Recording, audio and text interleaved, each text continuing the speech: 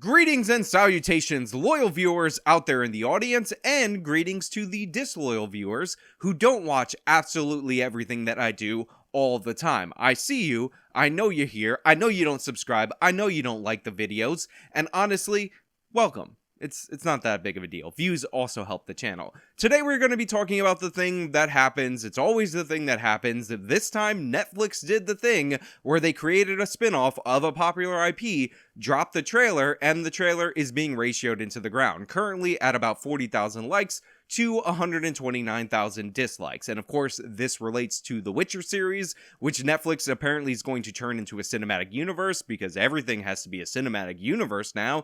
That's definitely what we all want. And of course, it looks like it's total nonsense from the jump, even though I will say, and I will make this point, that it's just the teaser at this moment. But before we get into this video is sponsored, so let me chuck it to the sponsor, bring it back over here, and we'll discuss all of this on the other side. Have you heard of diet resistance? Well, this is a phenomenon that occurs because your metabolism really starts to slow down as you age, specifically when you get over the age of 35. But luckily for you, I have a bit of a cheat code for you. I have something that will aid you in your journey with the keto diet, and that of course is Keto with Justice. This amazing keto powder can help you, as it's helped thousands of people lose weight faster and get that off by prolonging a state known as ketosis. And the great thing about Keto with Justice is that you could actually try this powder for 60 days risk-free, and if you're not satisfied, send it back. Go over to ketowithjustice.com right now and you could get it at 51% off. That's ketowithjustice.com, ketowithjustice.com. Who would have thought I'd be talking about Netflix again after I recently did that video on Love is Blind, and a lot of you, and I mean a lot of you, just refused to watch my excellent breakdown of what was going on that reality TV show. Well, needless to say, today we're going to be talking about The Witcher. And by the way, if you're a fan of The Witcher, it has not been a good month in terms of what's going down with this series. It has been reported that Henry Cavill will reprise his role as Superman in some unknown DC project in the future, and therefore, he's just not going to have enough time to do the Witcher TV series, so he is officially out after season 4, and the role is being passed down to not Chris Hemsworth, but the much lamer, much less interesting Liam Hemsworth, who of course promises his hardest that he's definitely a huge fan of the source material. Now, one of the reasons why this is a huge problem was because Henry Cavill was the most interesting part about The Witcher, which is of course sad because they essentially cut him out of his own show for large portions of season 2 and some significant portions of season 1. And Henry Cavill also has never been in a good Superman movie because DC doesn't know what to do with Superman.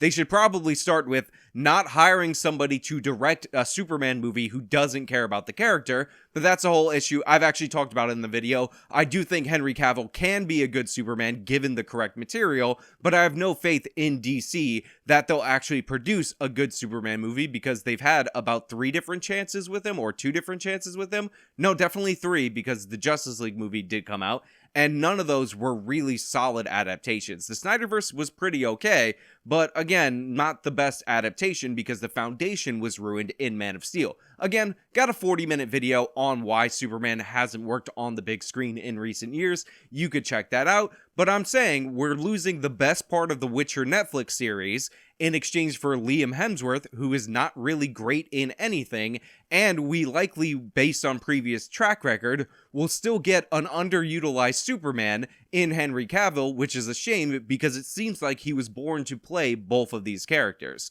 Now, what's really more tragic about The Witcher is that Henry Cavill was a legitimate fan of The Witcher source material. You see, he played the video games, absolutely loved the video games, then went back and read the book, then showed up to the casting call because he definitely wanted to play this character. And when the person in charge of the show and the original writer saw him, she looked at him and said, "Absolutely not. No way, you do not fit the role of The Witcher." So what did Henry Cavill do? He kept coming back like a fanatic, and at one point came back in his own costume with the wig in order to make it clear that he definitely fit this part and he definitely wanted to play this part. And by the way, when I watched The Witcher, that opening fight scene in the first episode was the highlight of the show. You saw Henry Cavill act in action, much in the same way that he did in Mission Impossible, which he was great in, by the way, as well. And it seemed like this was a good fit. But of course, as time went on, the creativity of Season 1's storytelling with the 3 different timelines seemed to fade, and we got bogged down in what always happens with Netflix shows, which is the majority of these shows are people standing around, and the focus is being shifted from the evil straight white male characters to all the minorities and all the women, and the story becomes far less about what it's supposed to be about, and far more about the message that the current showrunners are trying to send. And Henry Cavill, by the way, credit where credit is due, because he's a diehard fan, because he's the thing that drew normies into watching the show, fought to keep the source material as accurate as possible throughout the course of the series. So everything good about The Witcher, or most of what was good about The Witcher, can be attributed to the source material, and the biggest advocate for the source material, one Henry Cavill. Now, of course, these are big problems for Netflix in current year, because if the best thing about your show is your straight white male actor, and the reason why the show is good, it seems to be that he's pushing people towards following the source material, which is based on Polish lore, thus white, because Polish people are white. Netflix had to try to fix it. Netflix had to try to do something about it. And by the way, Netflix is incredibly creatively bankrupt, so of course, they also wanted to tack on a cinematic universe in relation to their original Witcher series, because why not pull a Walking Dead and just make a million things under the same IP until people get sick of it and they want to vomit every time they see anything related to The Witcher and Netflix. And that brings us to this trailer, and it opens up, and by the way, I will say it's shot really nicely. We all understand that. I'm not going to really play the audio for the trailer, but needless to say, what you can see is the haphazard diversity all over the place, and it appears the lead of the show is an Asian female. Now look, I have nothing against Asians, or any group for that matter. There are individuals in each and every group that I can't stand. You know who you are, and you know what you did. So I don't mind a fantasy series being led by an Asian female. The thing is, and the thing that actually bothers me about this, is that East Asian mythology is super deep. You can go find stories that have Asian leads and tell those stories on Netflix, especially since they're known for taking chances on other IPs, and those stories can be fantastic. I mean, what's one of the most critically acclaimed and viewed series on Netflix? A cultural phenomenon that expanded far beyond its Korean origins. It's a show called Squid Game. Squid Game largely works because it plays into Korean culture, because it is a Korean show that was essentially paid for by Netflix and distributed around the world. And that show I would feel a little weird about if there were a bunch of weird white people all over the place, because it's a show that takes place in Korea. It's heavily based and rooted in Korean culture, and there's almost no diversity at all whatsoever throughout it, except for some of the international rich people who come to watch the Squid Game, and one dude that I believe is of Indian or Pakistani descent in the show. I'm pretty sure it's Pakistani, but this is due to the fact that there is a segment of migrants in the country of Korea that fall under this. The show is absolutely amazing. It has Asian leads all over the place, Asian villains, Asian everything, and I love it. And you should love it too, and if you haven't seen it, go watch it. I'm not spoiling anything for you. It's also incredibly violent. Who doesn't love incredible violence on their show? And it's got a great concept, and everything except for the detective plot, which felt like a soap opera plot, totally works in that show. So when you can do stuff like that, when you've shown and proven that you can do stuff like that, why would you need to change it up only when it's white people? Why does every single culture's myths and mythology and all of that work on their own, and they should be adapted in their truest form? They shouldn't be messed with. But when it comes to a white people's mythology, all of a sudden, you can do whatever you want, and you could throw in haphazard diversity all over the place, and essentially make a show that is based on Polish mythology that clearly and obviously isn't even going to feature somebody in a leading role that vaguely looks like they've ever seen Poland. And by the way, Poland is not a historically colonial power. In fact, they're a historically oppressed nation. They live in the crossroads between Russia and Germany. During World War II, they were nicknamed the Bloodlands just for the amount of people that were murdered in Poland. They were simultaneously invaded by the Nazis and the Soviet Union, but for some reason, based solely on the color of their skin, this Slavic people's traditions and history and lore that is based on their traditions and history needs to be scrapped, needs to be fixed, because you know what? Wrong skin pigmentation, evil white racists, get rid of the Poles. They're not welcome there. Get them out of town. We can't stand them. Now, one of the terms that I'm actually really trying to emphasize as best as possible is the term haphazard diversity, because in reality, you can have fantasy shows that have diversity and they'll work perfectly fine. One of the best examples of this is the original Game of Thrones series. You had diversity in the cast, but that was because everywhere was modeled after specific regions, and us in the audience understanding the origin of certain ethnic groups, and we can understand based on the map presented where each and every person is placed and is on the map. I mean, Westeros clearly and obviously is modeled after Europe. So you have very white people with a lot of red hair in the north. Those are obviously more analogous to your Scots.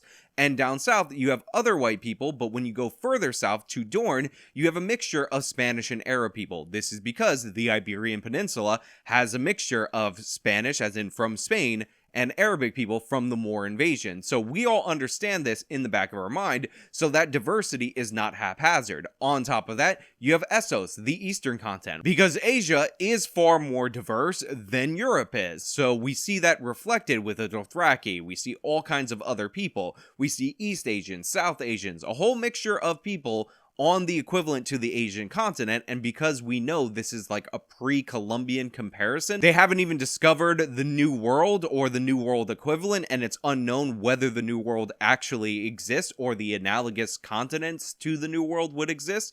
It all fits within what we understand. On top of that, you have Sothorios and the Summer Isles, which is where more dark-skinned people come from.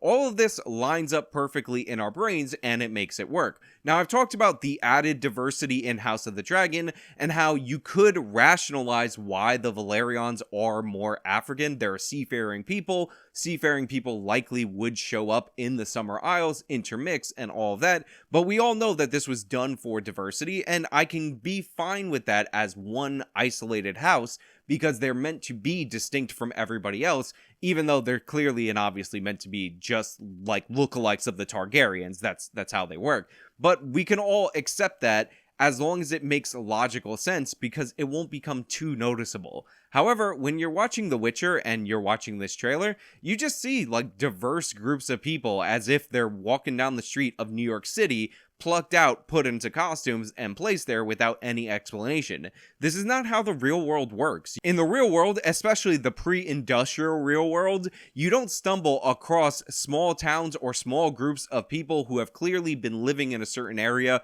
for a long period of time and don't see many travelers, and one person in the group is Chinese, the other person in the group is English, the other person in the group is from India, the other person in the group is from Africa. Like, that's not how it works. It doesn't make any sense. And again, you can incorporate diversity in a story, especially a large scale story, without doing this in this sloppy way where you're just like, well, I want this person to be this thing, I want that person to be that thing, or I want that person to be that thing. Or you can actually cast people in a colorblind way and see what you get. If you did it for the whole thing, then maybe people's brains would say, okay, I guess even if it doesn't seem to make sense in our world, this world is different. But again, this is just an example of what Netflix is focusing on. Netflix saw that the best thing about The Witcher, the thing that everybody loved about The Witcher, was Henry Cavill, and Henry Cavill was very devoted to the source material to a point where he would fight back against the writers. So they decided to diverge from that as much as possible,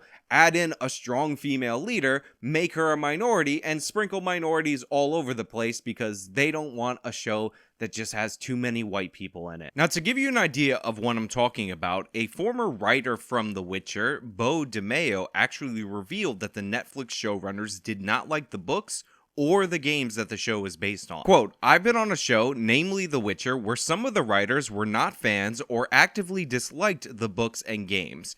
even actively mocking the source material. DeMeo went on to explain how, quote, it's a recipe for disaster and bad morale. Fandom as a litmus test checks egos and makes all of the long nights worth it. You have to respect the work before you're allowed to add to its legacy. Now, I'm not saying that all of the problems with the Witcher series would have been fixed just by straight up adapting the books or the video games, but what I am saying is that you have to know and appreciate the source material in order to make the changes that often need to be made for adaptations in a respectful way, because sometimes, and we see this a lot, you make changes to the source material and then there are conclusions based on what is set up that you have now changed that don't make sense. So you have to know what to move, which characters to combine, and all of that, which is something we saw very successfully in the earlier seasons of Game of Thrones, but obviously there were some changes made early on that ended up creating narrative problems down the line, not to mention the source material in that case was not finished. And that's really the thing. Diversity on its own doesn't make a bad show. In fact, there are certain instances where diversity can make a show or movie better.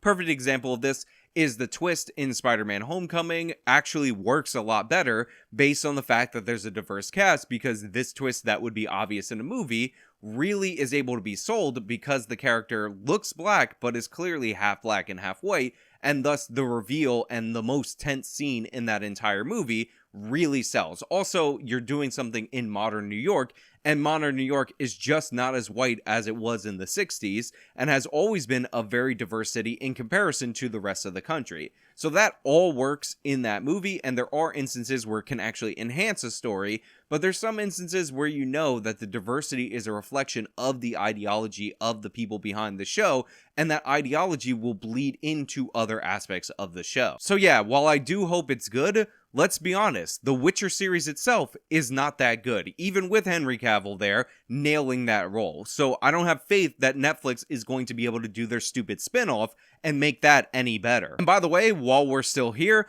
while we're still talking, I should also mention that I have absolutely no faith that the Chronicles of Narnia new adaptation is going to be any better. I wasn't even a big fan of the Chronicles of Narnia in the first place, but Netflix obviously is going to take a big dump on it, try to make it into a cinematic universe, and order you to eat it, telling you that it's definitely delicious and you're a racist if you don't try it. But hey, those are just my thoughts. Let me know your thoughts down in the comments below. If you liked the video, show me by leaving a like. Subscribe for more content. Follow me on all my social media. Support me via the support links in the description box of this video. This has been me talking about Netflix ruining more IPs. This time it's The Witcher. Till next time.